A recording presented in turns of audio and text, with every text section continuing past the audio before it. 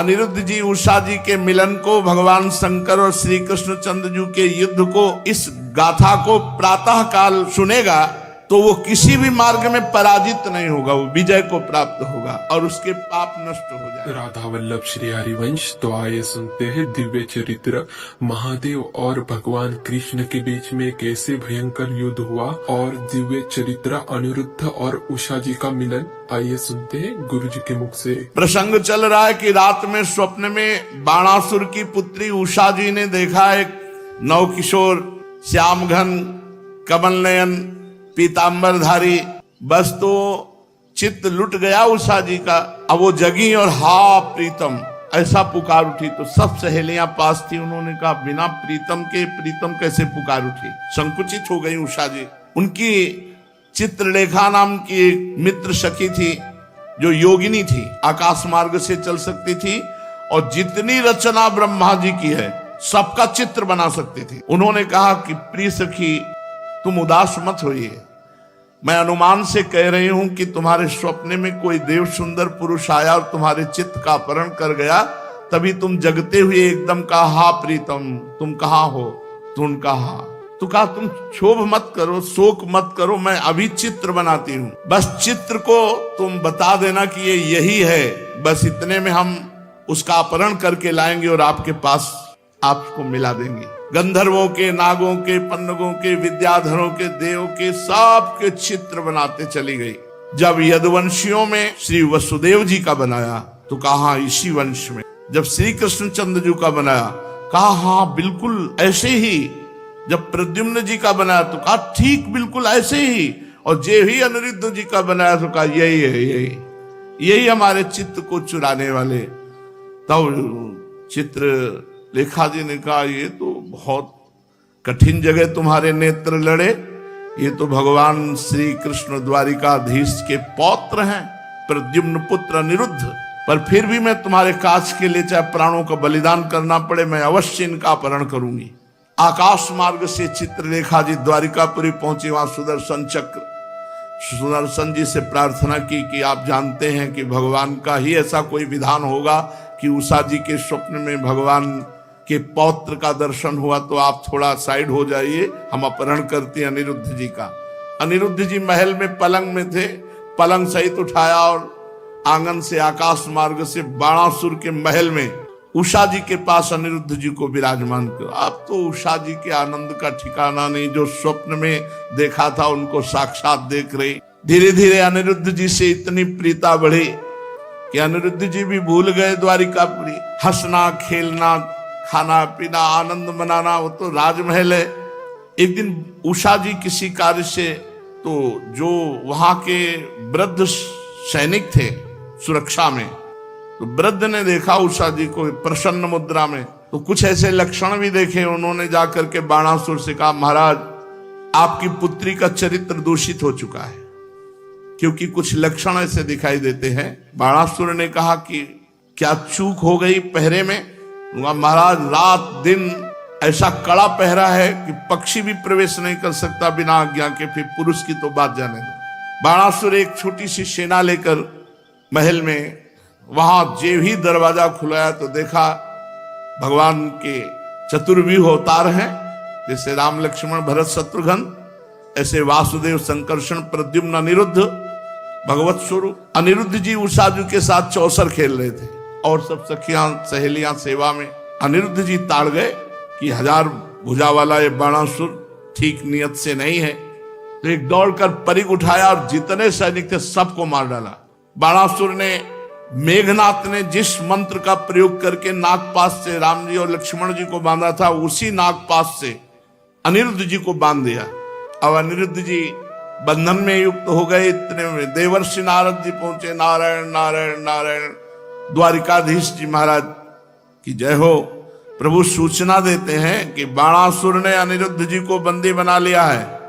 बोले हाँ यही तुम जानना चाहते थे, अनिरुद्ध जी 4 महीने हो गए यहां से अपहरण कर ले गया कोई? बोले हाँ, योगिनी चित्रलेखा जो बाणासुर का मंत्री कुंभांड है उसकी पुत्री है, और आप शीघ्र पहुंचे, अनिरुद्ध जी नागपाश में बंधे हुए हैं।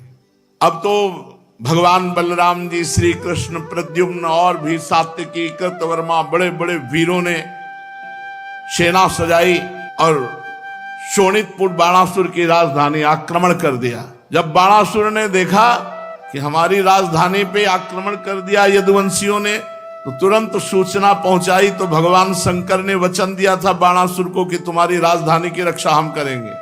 तो भगवान शंकर वृषभ राज नंदी पर सवार होकर के स्वामी कार्तिकेय अपने सैनिकों के साथ सामने आमने आ गए। इधर भगवान श्री कृष्ण बलराम, इधर महादेव जी और कार्तिकेय स्वामी, देव सेनापति स्वामी कार्तिकेय, महान बलशाली भगवान शंकर पुत्र।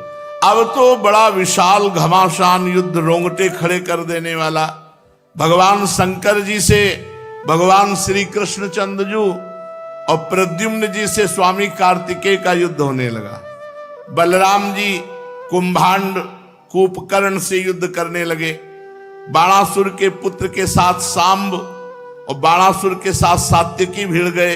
बड़े बड़े देवता, ऋषि मुनि, सिद्ध, चारण, गंधर्व, अप्सराएं ये विमानों पर चढ़कर युद्ध देख रहे। भगवान श्री कृष्ण ने सारंग धनुष खींचा और भगवान शंकर जी की सेना पर प्रहार किया। शंकर जी की सेना भूत, प्रेत, प्रमथ, गुहक, डाकिनी, यातधान, बेताल, विनायक, प्रेत, मातृगण, पिशाच, कुष्मांडा, ब्रह्म राक्षस, ये सारंग धनुष से छूटे हुए बाण से सब भगदड़ मच गई। भूत प्रेतों में, बेताल विनायकों में। पिनाक पाणे भगवान शंकर ने पिनाक पर प्रत्यंचा चढ़ाई। जैसे श्री कृष्ण का सारंग धनुष, ऐसे भगवान शंकर का पिनाक। भांति भांति के दिव्यास्त्र पिनाक पे जे भी चढ़ाते हैं तो भगवान श्री कृष्ण उसकी काट पहले ही सारंग से चढ़ा के छोड़ देते, वो शांत हो जाता है। ब्रह्मास्त्र का संधान किया भगवान शंकर ने, तो ब्रह्मास्त्र से ही शांत कर दिया भगवान श्री कृष्ण ने। वायुवास्त्र का संधान किया भगवान शंकर ने, तो पर्वतास्त्र से शांत कर दिया। आग्नेयास्त्र का संधान किया भगवान शंकर जी ने, तो वर्षा जिससे होती पर्जन्यास्त्र से शांत कर दिया। पाशुपतास्त्र का प्रयोग किया, जो अमोघ बाण भगवान शंकर का है। तो नारायणास्त्र का प्रयोग किया भगवान श्री कृष्ण, जो उनका अमोघ है। दोनों बाण शांत हो गए। महादेव जी से कहा क्या आज्ञा है, तो उनका जन्मणास्त्र चलाओ।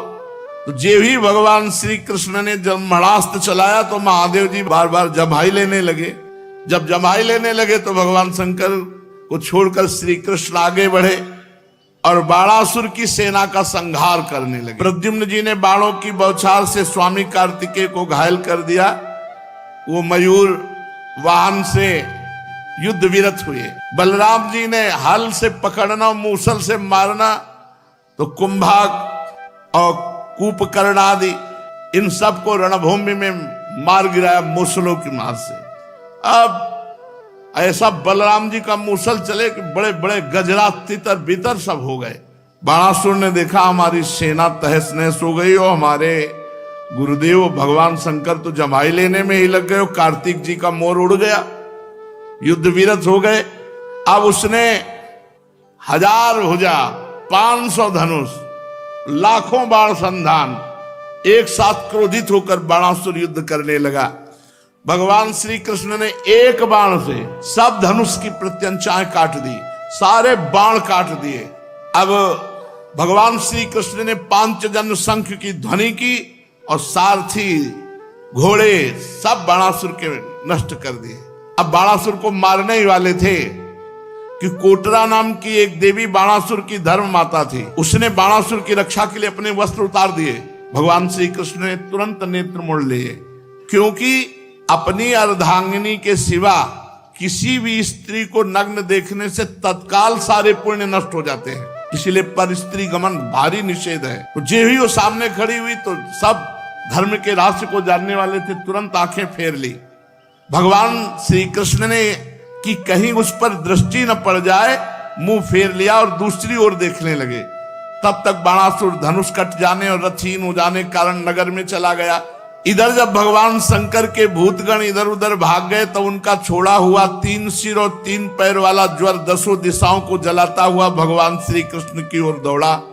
भगवान श्री कृष्ण ने उसे अपनी ओर आते देख करके उसका मुकाबला करने के लिए वैष्णव ज्वर छोड़ा। अब वैष्णव ज्वर और माहेश्वर ज्वर में आपस में युद्ध होने लगा। अंत में वैष्णव ज्वर के तेज से माहेश्वर ज्वर पीड़ित होकर चिल्लाने लगा और अत्यंत भयभीत हो गया। जब कहीं त्राण नहीं पाया तो नम्रता से हाथ जोड़कर भगवान श्री कृष्ण की शरण में गया और प्रार्थना करने लगा, नमामि त्वानंत शक्तिं परेशं सर्वात्मानं केवलं ज्ञप्ति मात्रं विश्वोत्पत्ति स्थान संरोध हेतुं यत्तद् ब्रह्म ब्रह्मलिंगम प्रशांतम। प्रभु हे श्री कृष्ण, आपकी शक्ति अनंत है। आप ब्रह्मादीश्वरों के भी परम महेश्वर हैं। आप सबके आत्मा और सर्वस्वरूप हैं। आप अद्वितीय केवल ज्ञान स्वरूप हैं। संसार की उत्पत्ति, स्थिति और संहार इसके कारण आप ही हैं। प्रभु, आपके शांत, उग्र और अत्यंत भयानक गुस्सा तेज ज्वर से मैं अत्यंत संतप्त हो रहा हूं। भगवान, देहधारी जीवों को तभी तक ताप संताप रहता जब तक वे आशा के फंदों में फंसे रहने के कारण आपके चरण कमलों की शरण नहीं ग्रहण करते। प्रभु, मैंने आपकी शरण ग्रहण की, अब मुझे आपका वैष्णव ज्वर ताप न दे। तब भगवान श्री कृष्ण ने कहा, त्रिशरा माहेश्वर ज्वर से मैं तुम पर प्रसन्न हूं। अब तुम वैष्णव ज्वर से निर्भय हो जाओ। संसार में जो कोई हम दोनों का संवाद स्मरण करेगा उसे तुमसे कोई भय नहीं रह जाएगा। भगवान श्री कृष्ण के इस प्रकार कहने पर माहेश्वर ज्वर उन्हें प्रणाम करके चला गया। तब तक बाणासुर रथ पर सवार होकर भगवान श्री कृष्ण से युद्ध करने के लिए फिर आ गया। बाणासुर ने अपने 1000 हाथों में तरह तरह के हथियार ले रखे थे। अब अत्यंत क्रोध में भरकर चक्रपाणी भगवान श्री कृष्ण पर बाणों की वर्षा करने लगा। भगवान श्री कृष्ण ने देखा कि बाणासुर ऐसे नहीं मानेगा, तो सुदर्शन चक्र का स्मरण किया। स्मरण करते सुदर्शन चक्र हाथ में आ गए और आदेश किया, जाओ इसके अस्त्र शस्त्र और भुजाएं भी काट डालो। बस इतना ही आदेश। जितना आदेश होता है उतना सुदर्शन जी करते हैं। अस्त्र शस्त्र काट दिया और भुजाएं काट। जब चक्रधारी भगवान का चक्र, तो भगवान शंकर आ गए और कहा, त्वं ही ब्रह्म परम ज्योतिर गूढ़म ब्रह्मणि वाङ्मये यम पश्यन्त्यमलात्मान आकाशमिव केवलम। प्रभु, वेद मंत्रों में तात्पर्य रूप से छिपे हुए परम ज्योतिष स्वरूप पर ब्रह्म आप हैं। शुद्ध हृदय महात्मा गण आपके आकाश के समान सर्वव्यापक निर्विकार स्वरूप का साक्षात्कार करते हैं। हे समस्त भुवनों के पालक, आप सजाति विजाति स्वगत भेद से रहित एक अद्वितीय आदि पुरुष है। प्रभु, जैसे सूर्य अपनी छाया बादलों से ही ढक जाता है, उन बादलों तथा विभिन्न रूपों को प्रकाशित करता है, उसी प्रकार आप स्वयं प्रकाश हैं, परंतु गुणों के द्वारा मानो ढक से जाते हैं। इसीलिए कोई जल्दी देहाभिमानी आपको जान नहीं पाता। प्रभु, वास्तव में आप अनंत हैं। आपकी माया से मोहित होकर के लोग स्त्री पुत्र देह गेह में आसक्त हो जाते हैं, फिर दुख के अपार सागर में डूबने उतराने लगते हैं। संसार के मानवों को ये मनुष्य शरीर इसलिए आप कृपा करके देते हैं, इस मानव शरीर को पाकर इंद्रियों को वश में किया जाए और आपके चरण कमलों का आश्रय लेकर भजन किया जाए। जो मनुष्य शरीर प्राप्त करके आपका भजन नहीं करते, वो अपने आप को धोखे में डाल रहे हैं, अपने आप को धोखा दे रहे हैं। भगवान शंकर ने कहा, हे देव देव, ये बाणासुर मेरा कृपा पात्र है, सेवक है, और मैंने इसे अभय दान दिया है।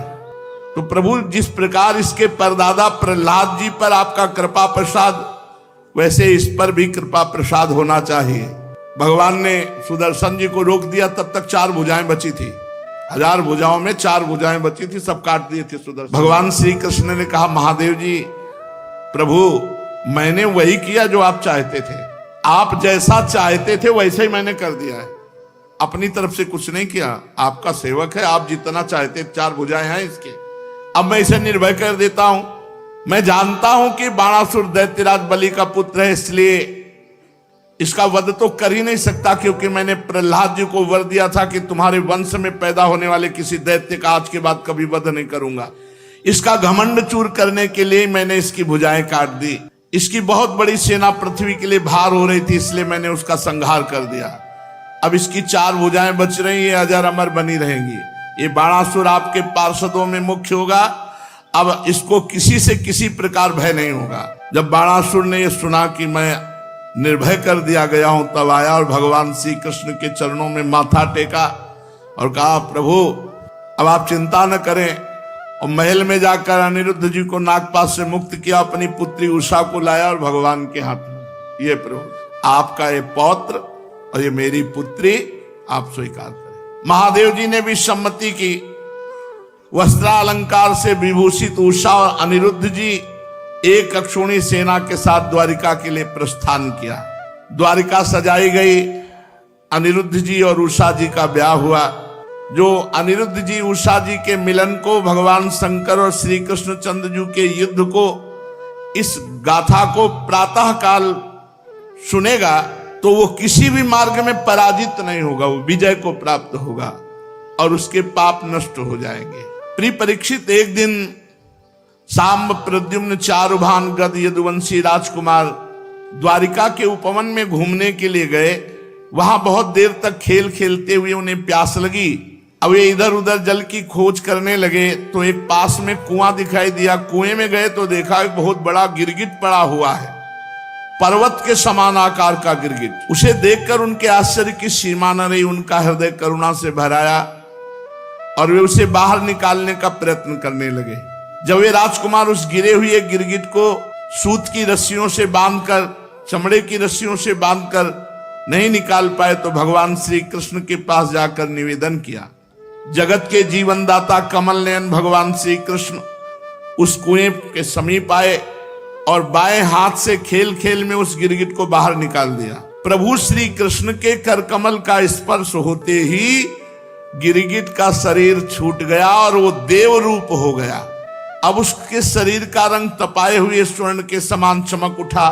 शरीर पर अद्भुत वस्त्र, आभूषण, पुष्पों के हार शोभा पा रहे थे। भगवान श्री कृष्ण जानते थे कि इस दिव्य पुरुष को गिरगिट की योनि क्यों मिली, फिर भी वो कारण सर्वसाधारण को मालूम हो जाए, इसलिए उन्होंने उस दिव्य पुरुष से पूछा, महाभाग, तुम्हारा रूप तो बहुत सुंदर है, तुम हो कौन? कल्याण मूर्ति, कौन सा ऐसा कर्म बिगड़ गया जिससे तुम्हें गिरगिट की योनि में आना पड़ा? वास्तव में तुम इसके योग्य नहीं हो। हम लोग तुम्हारा वृत्तांत जानना चाहते हैं। यदि तुम हम लोगों को बतलाना उचित समझो तो बतलाओ।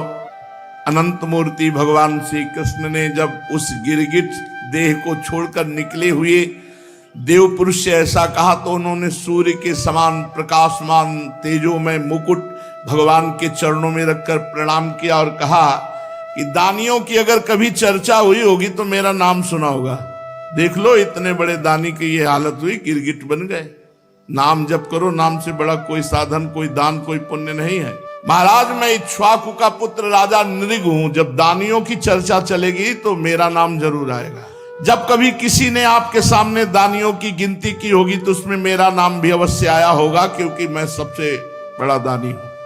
प्रभु, आप समस्त प्राणियों की एक एक वृत्ति के साक्षी हैं। भूत और भविष्य का व्यवधान भी आपके अखंड ज्ञान में किसी प्रकार की बाधा नहीं डाल सकता। अतः आपसे छिपा ही क्या है, फिर भी आपने परिचय जानना चाहा, इसलिए मैं कहता हूं। देखो, कह रहे हैं, पृथ्वी में जितने धूलिकण हैं, आकाश में जितने तारागण हैं और वर्षा में जितनी जल की धाराएं गिरती हैं, उतनी गौएं दान किया है हमने। भगवान के सामने झूठ तो बोलेंगे नहीं, कितने बड़े दानी हैं। और वो गौएं सभी दुधार, नौजवान, सीधी, सुंदर, सुलक्षणा, कपिला गौएं थी और सब न्याय से प्राप्त धन के द्वारा मैंने दान किया है। सबके साथ बछड़े थे, सींगों में सोना मढ़ा दिया था, खुरों में चांदी, वस्त्रहार और गहनों से सजा धजा कर इतनी गौएं मैंने दान की जितनी पृथ्वी के धूलिकण, वर्षा की धाराएं, आकाश में तारे, इतनी गौएं, मतलब अथा भगवान। और भी मैंने युवावस्था से संपन्न श्रेष्ठ ब्राह्मण कुमारों को, जो सद्गुणी, शील संपन्न, कष्ट में पड़े हुए कुटुंब वाले, दंभ रहित, तपस्वी, वेद पाठी, इन सबको मैंने गौएं दान की, मकान दान किया, कन्या दान किया, बहुत कुछ। इस प्रकार मैंने बहुत सी गौएं, पृथ्वी, सोना, घर, घोड़े, हाथी, दासियां, कन्याएं, तिलों के पर्वत, चांदी, सैया, वस्त्र, रत्न, गृह सामग्री, रथ आदि दान किए। अनेकों यज्ञ किए, बहुत से कुएं, बावली आदि बनवाए। सुन लीजिए ध्यान से, इन सब का मान मर्दन करके गिरगिट की योनि मिली एक अपराध बनने पर। और नाम जप करने वाला साधक है, 1000 अपराध बन जाए तो भी ऐसी दुर्गति नहीं होगी। उसे अगर कहीं जन्म लेना पड़ा तो श्रीवान कुलवान के यहाँ जन्म होगा और बहुत जल्दी वो भगवत प्राप्त हो जाएगा। नाम बहुत अमोघ है, इसलिए नाम को मत छोड़िए। आगे वो बताएंगे कि मेरे से क्या भूल हो गई जिसके कारण उनको गिरगिट की योनि मिली। शेष चर्चा आगे। श्री राधा वल्लभ लाल की। राधा वल्लभ श्री हरिवंश। अगर आप अंत तक देख रहे थे तो लाइक, शेयर, सब्सक्राइब जरूर कीजिए। हम ऐसे ही महापुरुषों के और संतों के और भक्तों के दिव्य और भागवतिक चरित्र लाते रहेंगे। सभी लोगों को राधे राधे।